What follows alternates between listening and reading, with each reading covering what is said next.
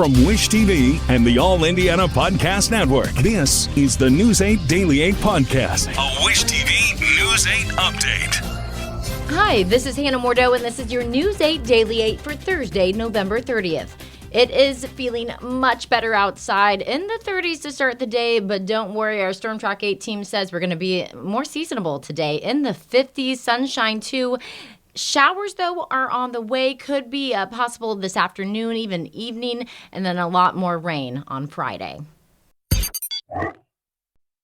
Audible's romance collection has something to satisfy every side of you. When it comes to what kind of romance you're into, you don't have to choose just one. Fancy a dalliance with a duke, or maybe a steamy billionaire. You could find a book boyfriend in the city and another one tearing it up on the hockey field. And if nothing on this earth satisfies, you can always find love in another realm. Discover modern rom-coms from authors like Lily Chu and Ali Hazelwood, the latest romantasy series from Sarah J. Maas and Rebecca Yarros, plus Regency favorites like Bridgerton and Outlander. And of course, all the really steamy stuff. Your first great love story is free when you sign up for a free 30-day trial at audible.com/Wondery. That's audible.com/Wondery.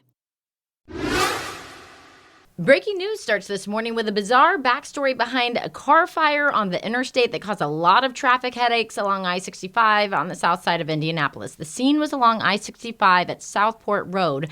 When the car was burning hot, we have learned a lot of details since then. Indianapolis police say at least 2 people were trying to steal an ATM on Southeast Street at about 5:30 this morning. Officers found the truck with the chain still attached to it. The truck took off. That's when police say there was a brief chase. Minutes later, officers broke off the pursuit. Then they got a call about a vehicle fire on the interstate. No suspects have been arrested, but police point out that the 2 people in the truck were not successful at getting the ATM. We have much more on this story on wishtv.com. Police say a man is dead after a shooting at a West Side apartment that had 2 babies inside. News 8's Misha Ramsey has the latest information. Well, good morning. It was around 1 a.m. when police confirmed with our newsroom of the man's death. And here's what we know so far about this investigation. Now, police say it happened just before 11:30 last night. Now, officers found a man badly hurt inside the apartment on Wilkins Street. That's near I-65 and Washington Street. The man died at the apartment. Police tell us there were 2 infants inside during the shooting. Now, IMPD says someone there called 911 for help. They spoke to that person, but they are not cooperating with investigators.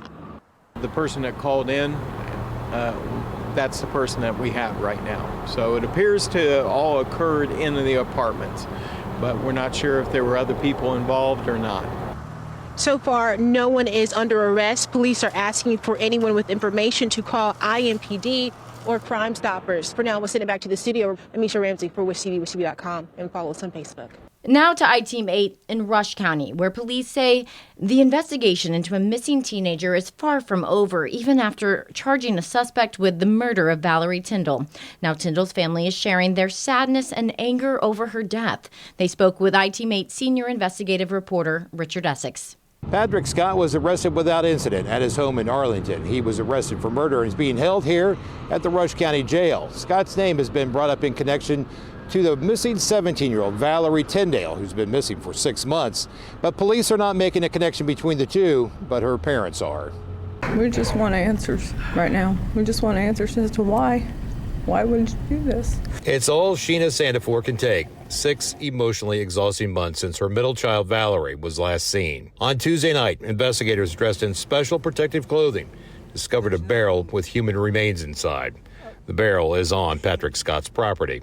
Valerie's parents and Scott's had been friends. I think it was the first week, right after we hung flyers. I think it was day 2 we went out and hung flyers, and as soon as we come home, they were there, and they kept coming over, asking me if I was okay and telling us, I'm sure she's fine, she'll be back home. Investigators questioned Scott a couple of times. His story changed, and he was charged with trying to deceive police. Valerie worked for Scott's lawn maintenance company. At one point, she told her mother that Scott installed a tracking device on her phone. Her parents knew something bad had happened to her when she didn't contact her sisters on their birthday. She hadn't reached out to her best friend or her sisters or anybody. That just told me that something was definitely wrong. She didn't run away. I didn't believe that for 1 minute, really, in my heart, but I wanted to. Her parents lived just a few hundred yards from where human remains were found. Over the past several months, they and hundreds of others have driven right by the house. There's going to be a hole there forever. There was a hole there. When we thought she was out there somewhere, there was a hole, and it's never going to be filled. It's like half your family's gone.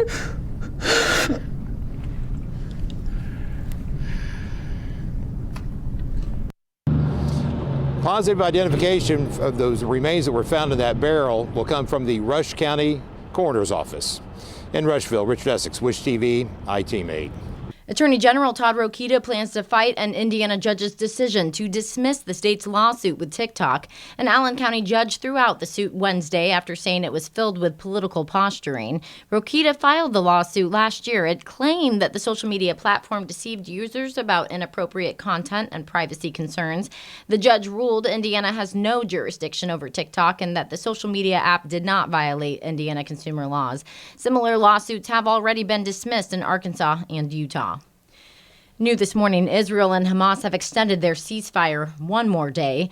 Qatar confirmed the agreement just a few hours ago. The latest release of hostages from Hamas drew cheering crowds to an airbase in southern Israel. People waved Israeli flags as buses with the former captives rolled past.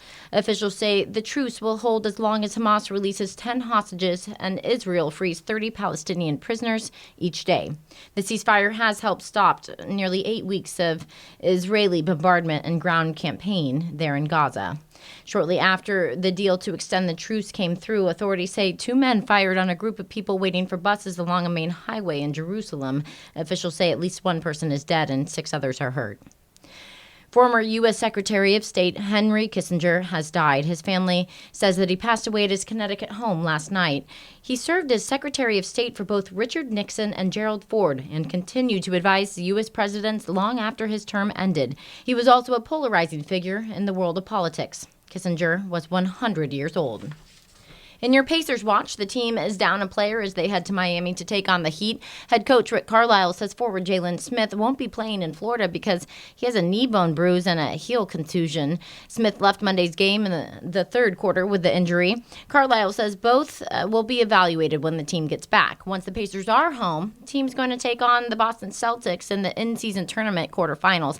That game's on Monday at Gainbridge Fieldhouse. If they win, the Pacers would then move on to the tournament Final Four in Las Vegas.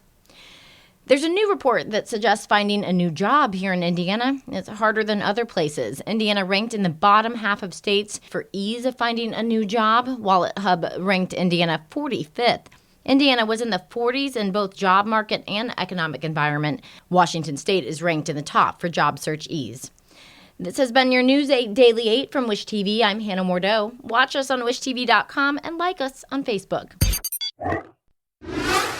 This is the News 8 Daily 8 podcast, a Wish TV News 8 update on demand. For even more, on demand and on the go, connect with Wish TV on Facebook at wishtv.com and on the free Wish TV mobile app. Thank you for listening. And be sure to like, subscribe, and follow this podcast for updates every weekday morning on the All Indiana Podcast Network and wherever you get your podcast.